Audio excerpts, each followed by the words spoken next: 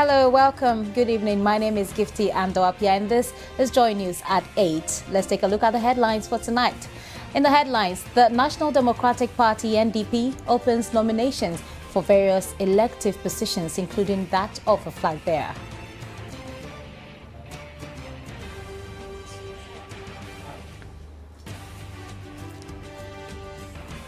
Alliance for Accountable Governance AFAC threatens to camp at the Electoral Commission if Afari-Jan does not rescind his decision on the creation of the new 45 constituencies.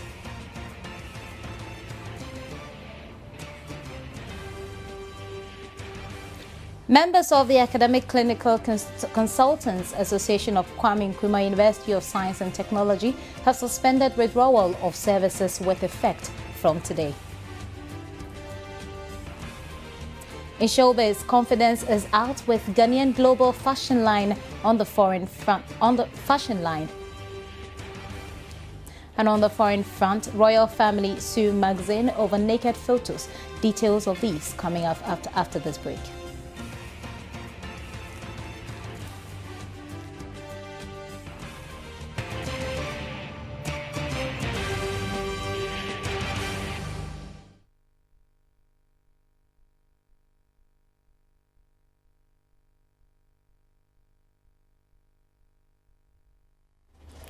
So let's take a look at the stories now in detail. The National Labour Commission is to start the compulsory arbitration hearing on GOSPA and Fair Wages and Salaries Commission tomorrow.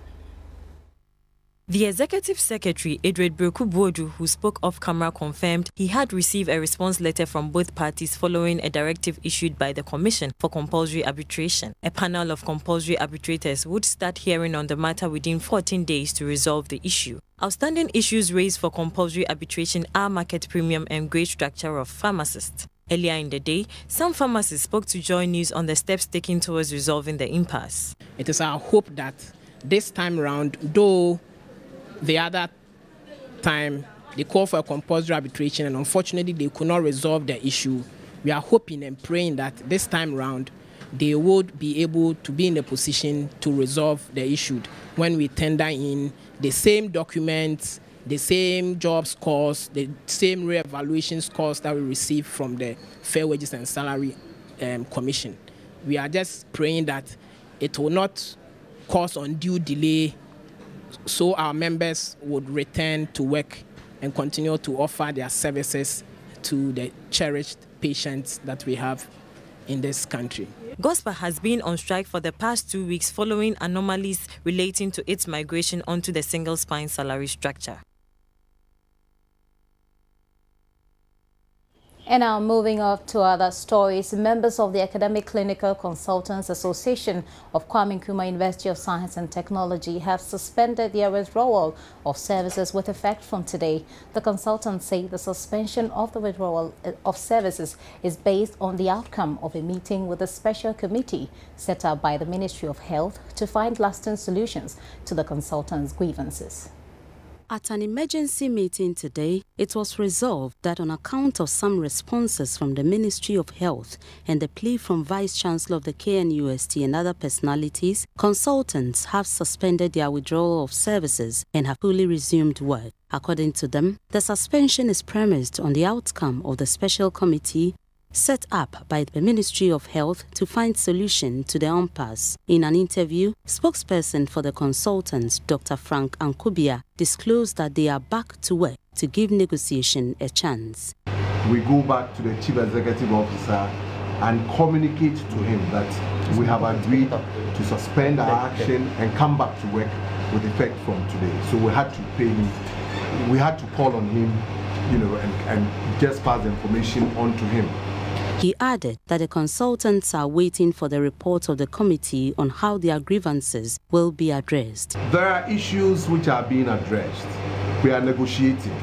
But like we said, please, from our Vice-Chancellor, from other personalities, from the good people of Ghana, we decided to come back and work and give the negotiations a chance. We hope that this time round, no party is not going to renege on whatever comes out of the negotiation.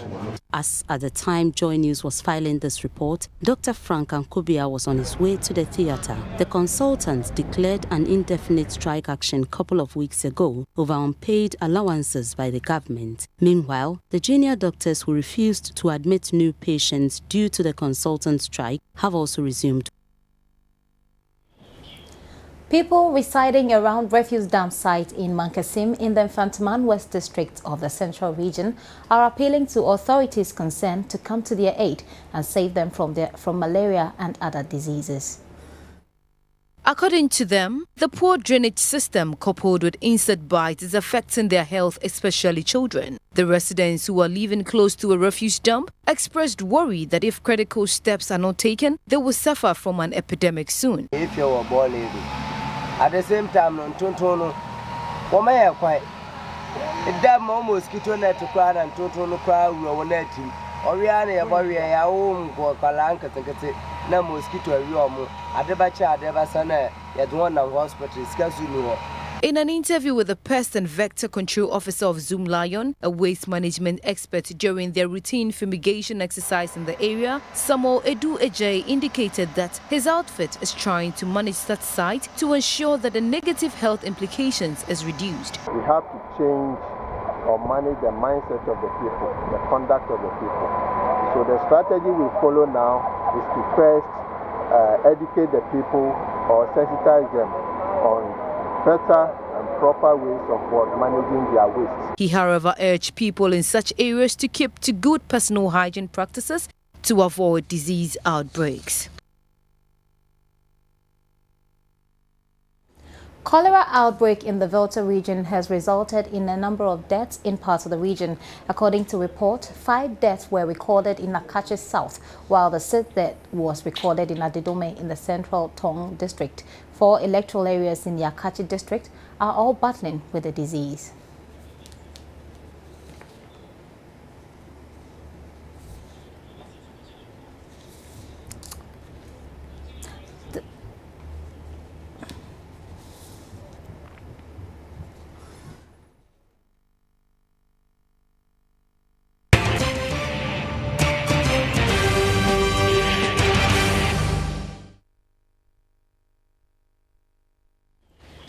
You're welcome back. The minority in Parliament has faltered a loan agreement for the rehabilitation of the Takoradi port. According to Minority Leader Oseiche Mensah Bonsu, the agreement between the Ghana Port and Harbours Authority, the KBC Bank, NV and others, where the government of Ghana is guaranteeing the loan of 197 million euros, lacks the detail that is required to assure them that Ghanaians would get value for money.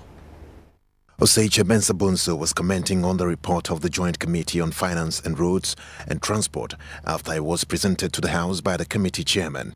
The amount is meant to finance the design, civil and engineering works at the Takoradi port in the western region.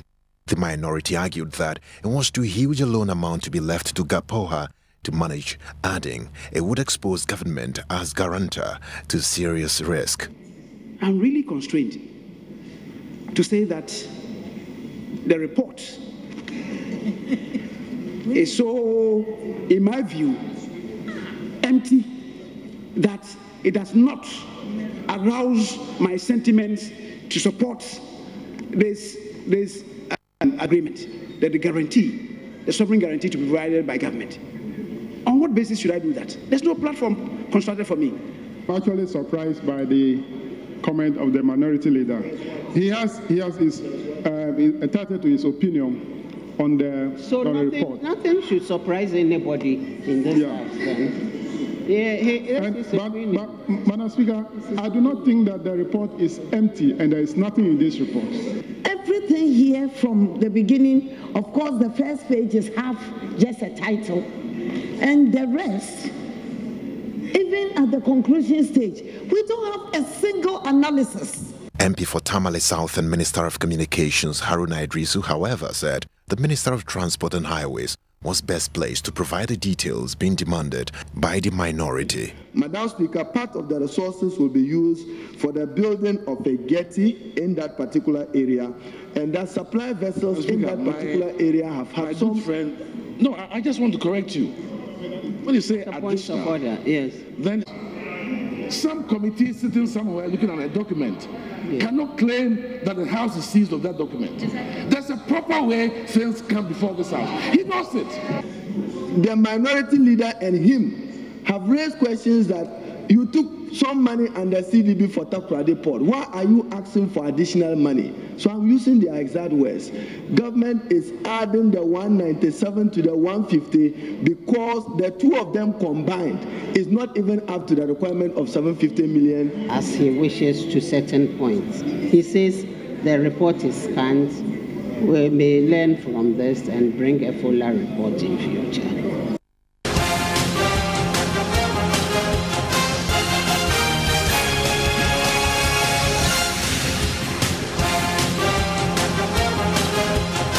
Election headquarters, on radio, on TV, online.